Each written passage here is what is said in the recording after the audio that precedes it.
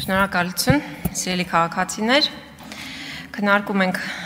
գլխավոր դատախազի տարեկան զեկույցը եւ մինչ իմ բուն ելույթին անդրադառնալը կուզեմ ափսոսանք, ցավ եւ տհաճություն արտահայտել 3 ազգային ժողովի այս ամբիոնում վարչապետի վարքագծի վերաբերյալ, որովհետև անկեղծորեն ես վատ եմ զգում, որ ես գտնվում եմ այն նույն սրահում, որտեղ Հայաստանի թիվ 1 բարձրաստիճան պաշտոնյան իրեն դրսևորում է այդպիսի վարքով։ Իհարկե ես դրա մասով համապատասխան իրավական գործընթացներ նախաձեռնել եմ արդեն եւ երկուշաբթի օրը համապատասխան կառույցները կստանան բոլոր դիմումները։ Տիկին դատախազ, անցած տարի ես այստեղ երբ որ ելույթ ունեցա եւ հայտարարեցի մի շարք կոռուպցիոն գործարքների մասին, ես ձեզ խնդրեցի այս 1 տարվա ընթացքում դուք դրանցով զբաղվեք եւ հաջորդ հաղորդման ժամանակ տեղեկացնեք, թե ինչ եք արել։ Ես ձեր հաղորդման ժամանակ անկեղծ ասած չտեսա այդ տեղեկությունները, չլսեցի եւ հիմա շարունակելու եմ դրանց մի մասի հիշեցումը եւ նաեւ նոր դրվագներ եմ Երևան բերելու։ Հիշեցում համար 1 2023 թվականի հուլիսի 31-ին Երևանի ավագանու ընտրություններին ընդառաջ իշխող քաղաքացիական պայմանագիրը դրա համահավաք արեց 996 նվիրատուներ 509 միլիոն դրամ ստացան կամ մոտ 1 միլիոն 250 հազար ԱՄՆ դոլար Մարդկանց անուններից փոխանցումներ արվեցին, որոնք որ հայտարարեցին, որ իրենք չեն արել այդ փոխանցումները, օրինակ Երեմյան Production-ի աշխատակիցները, որոնց տարեկան հասույթը չի բոլորում 2.5 միլիոնը, բայց ամեն մեկը 2.5 միլիոնի փոխանցումներ են արել ՔՊ-ի հաշվին։ Դուք այս հարցով ոչինչ չարեցիք տիկին դատախազ, համենայն դեպս ոչինչ չասացիք այդ մասին։ Եթե արել եք, կխնդրեմ ամփոփիչ ելույթի ժամանակ հայտարարեք, թե ինչ միջոցներ եք ձեռնարկել։ Հիշեցում 2 Մեկ տարի առաջ ձեր ուշադրությունը հրավիրեցի Հայաստանի ֆուտբոլի ֆեդերացիայի արկա խնդիրների մասին, որը բոլոր վերահսկողությունից դուրս է։ Դուք այսօր խոսում եք ֆուտբոլի ֆեդերացիայի այլ գործի մասին, ես կարծեցի, թե սրան էլ եք անդրադարձել, բայց ոչ։ Խոսքս 2021 թվականին կազմակերպված մրցույթի մասին է Աբովյան քաղաքի մարզադպրոցի նորոգման։ Այդ մրցույթը երբ որ հայտարարվել է, ընկերություններից մեկը առաջարկել է 50 միլիոն դրամով նորոգել Աբովյանի մարզադաշտը։ Ֆուտբոլի ֆեդերացիան հրաժարվել է եւ պայմանագիրը կնքել է մոտ 15 անգամ ավել արժեքով 783 միլիոն դրամով եւ այդ իհարկե ֆինանսավորել է UEFA-ն, բայց դա չի նշանակում, որ այդ գումարների հետևից դուք չպիտի գնաք։ Եվ ով է շահել մրցույթը Հայաստանի Հանրապետության կառավարության եւ ֆուտբոլի ֆեդերացիայի կապը ապահովող Հակոբ Սիմիդյանի ընկերոջ Անտարային կոմիտեի նախագահ Վլադիմիր Կիրակոսյանի հարևանը։ Մարդ, որը երբեք նախկինում այդպիսի խոշորածավալ շինարարության փորձ չի ունեցել։ Իդեպ հիշեցնեմ, այդ գերթանկարժեք նորոգված մարզադաշտում 2024 թվականի օգոստոսի 20-ին կայացած խաղի ժամանակ հոսանքազրկվեց նորակառույց, նորոգված մարզադաշտը։ Ինչ է կարել 1 տարվա ընթացքում, ես չհասկացա։ Հիշեցում 3 Տիկին դատախազ օրու մեջ համայնքային հողերի վերադարձի մասին եք ազդարարում, համայնքային սեփականության վերականգնման մասին եք խոսում, բայց ես չհասկացա դուք ինչ եք արել Ծաղկաձոր քաղաքում կառուցվող 40-50 միլիոն դոլար գնահատված համալիրի մեկնարկի մասին արված իմ հայտարարությունից հետո։ Հետքի լրագրողները 2021 թվականի ընտրությունից հետո, որ գնացել էին հունիսի 26-ին Ծաղկաձորի քաղաքապետարանում մասնակցել էին հանրային լսումների, որպիսի Պալադա Ծաղկաձոր ՍՊ-ի կառուցվելիք հյուրանոցի համար հանրային լսումների արդյունքում որոշեին ինչ է կառուցվելու, պարզել էին, որ արդեն Պալադա համալիրը, չունենալով սեփականության իրավունք, չունենալով շինթույլտվություն, արդեն նկուղային 2 հարկի շինարարությունները կազմակերպել է։ Բայց ո՞նց եք դուք համայնքային հողերը վերահսկում, եթե կոնկրետ ամենախոշոր համալիրի ենթադրյալ ապօրինությունը ձեզնից շրջանցել է։ Եվ ուզում եմ հիշեցնել այդ հրապարակումները, որոնք արվել էին, որ այդ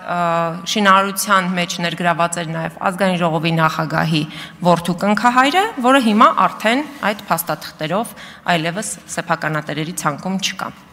Հիշեցում 4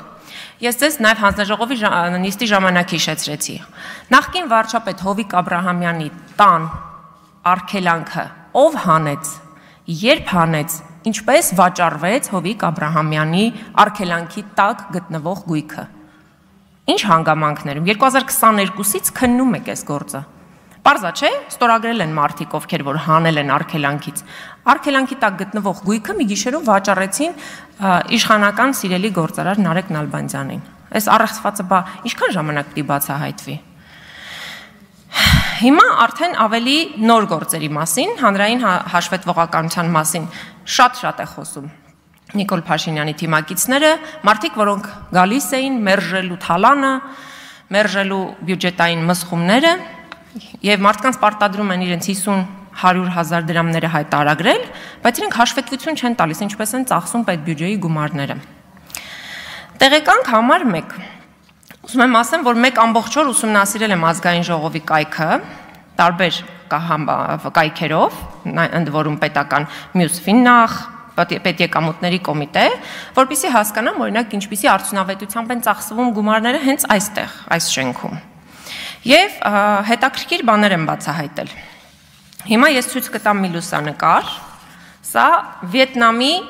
պատվիրակությունն է Հայաստանում։ Այս պատվիրակության մեջ ոնց նայեք, մի 3 նկար եմ տպագրել, ոնց նայենք, 1 տասնյակից ավել մարդ չկա։ Ուրեմն նայում եմ Զվարթնոց միջազգային օդանավակայաններին, այս այցի առիթով ազգային ժողովը կազմակերպել է դիմավորում ուշադրություն 133 անձի համար։ Այդ մարդիկ, ովքեր որ եկել են, որևէ մեկը այս պաշտոնական պատվիրակության լուսանկարներում չկան։ Հա, 133 հոգի, հա։ Մի ընդհատեք, Տիկին Թովմասյանն է խոսում, բայց Տիկին Թովմասյան։ Ես դրանք բարձրաձայնում եմ, որպեսզի բարձրվեն։ Տիկին Թովմասյան, այնուամենայնիվ իրոք շատ մեծ կազմով են մեր գործընկերները եկել, 100 աննախադեպ 131 թե 132 հոգի։ Բայց գործընկերները որտեղ էին այդ 133 հոգին, ոչ միտեղ։ Տիկին Թովմասյան, դուք, պարոն Եղան, լրություն, դուք եւ ձեր թերթը ժամը 1 ինձ եւ ազգային ժողովին հարցում եք ուղարկում, սկսած թե ինչի է աղմուկում գետը հարցից։ Հարցում ուղարկեք, բոլոր հարցերին պատասխանը ստանում եք։ Կարող եք Վիետնամի գործընկերներին մենք հնարել էինք։ Ես խնդրում եմ իմ ժամանակը վերականգնեք, որովհետև դուք խոխ։ Չեմ վերականգնում, բայց ես չեմ ընդհատի, վերջացրեք ձեր ելույթը։ Չէ, դուք ընդհատեցիք իմ ելույթը, դուք վերականգնեք, որովհետև ես շարունակում եմ իմ խոսքը, բայց ամենահետաքրքիրը այստեղ այդ պատմությունն էլ չի ավարտվում։ 133 հոգի եկել են, 144 հոգի գնացել են։ Ովքեր են ավելացել, ես տենց էլ չիմացա։ Այսինքն այս սրա մասին է խոսքը, որ հանրային հաշվետվողականություն չկա։ Ընդ որում այս փաստաթղթերը որևէ տեղ ազգային ժողովի որևէ հաշվետվության համար նախատեսված կայքերում չկան, ուղղակի տեղադրված չեն։ Բայց գտա նաև հետաքրքիր գնումներ, օրինակ մանկան խանութի սրահից, որ մանկան խանութ սրահից ազգային ժողովը պարբերաբար գնումներ է իրականացնում ազգային ժողովի կարիքների համար այդ վերնագրի ներքո, օրորոցային շնիկ խաղալիք, սեղան, սեղանի հավաքածու, խաղալիք տիկնիկ եւ այլ այսպիսի ազգային ժողովի կարիքների համար արված գնումներ։ Ու էլի չկա որևէ թափանցիկություն, այս գնումներում համար են արվում, որ երեխաներին են նվիրվում, ինչ առաջնահերթությամբ են դրանք տրվում այս կամ այն երեխային եւ ով է ընտրում։ Հաջորդը շատ հետաքրքիր մի դրվագի հանդիպեցի 47 դիզայն ՍՊԸ-ն, որի տնօրենը պարոն Սիմոնյան ձեր ընկերն է Արսեն Մելիքսեթյանը, ազգային ժողովին պարբերաբար մատակարարում է 2023 թվականից սկսած տարբեր իրեր, արձանիկներ եւ այլն, հուշամեդալներ, 25-ին ունեք պայմանագիր, 24-ին ունեք հուշամեդալների պայմանագիր եւ նաեւ ես տեսա, որ 2023-ին այս ընկերությունից գնվել է ոսկե համրիչ, ԹԶԲ, մեր ժողովրդական լեզվով ասած։ Ու էլի չկա անհրաժեշտությունը դրա, այդ համրիչը ում է նվիրվել եւ այդ ոսկե համրիչի համար պետբյուջեից վճարվել է 2.200.000 դրամ։ Ես շատ ուրախ կլինեմ, որ սա բացահայտվի, թե ում է նվիրվել եւ արդյոք ինչքանով էր նպատակահարմար Հայաստանի ազգային ժողովի անունից որևէ մեկին ԹԶԲ նվիրելը։ Ցանկը շարունակելի է, ես իհարկե դրանց մասին դատախազին կտեղեկացնեմ եւ վերջում Տիկին դատախազ, ես ուզում եի, որ դուք ձեր ամփոփիչ ելույթում անդրադառնաք նաեւ Սամվել Վարդանյանի գործին, երբ որ ես հանձնաժողովի նիստի ժամանակ ձեզ հարցրեցի, Այդ ժամանակ դուք ասացիք, որ փորձաքննությունը չի եկել։ Փորձաքննությունը եղել է փետրվարին, եւ դրանից հետո իրավապահ փաստաբանները ուղարկել են միջնորդություն ձեզ, որպեսզի Սամվել Վարդանյանին ուղեկցող ոստիկանների նկատմամբ իրականացվի քրեական հետապնդում, դուք այդ միջնորդությանը չեք պատասխանել առ այսօր, մինչդեռ 7 օրվա ժամկետում պիտի պատասխանեիք։ Դիմումը գրվել է միջնորդությունը ապրիլի 28-ին։ Ես կուզենամ, որ դուք տեղեկություն տաք նաև, թե ինչ է տեղի ունեցել այս գործով, որտեղ Սամվել Վարդանյանի խոշտանգողները արդեն 1 տարուց ավել բացահայտված չեն։ Իսկ մնացածի մասով իմ հաղորդումը ձեզ ուղիղ եմ ներկայացնում, որ հաջորդ տարի չգաք ու ասեք, որ օրինակ, չգիտեմ, ինչ որ բան վրիպել է կամ ձեր ուշադրությունից վրիպել է։ Ես ուղարկում, հիմա կմոտեցնեմ ձեզ։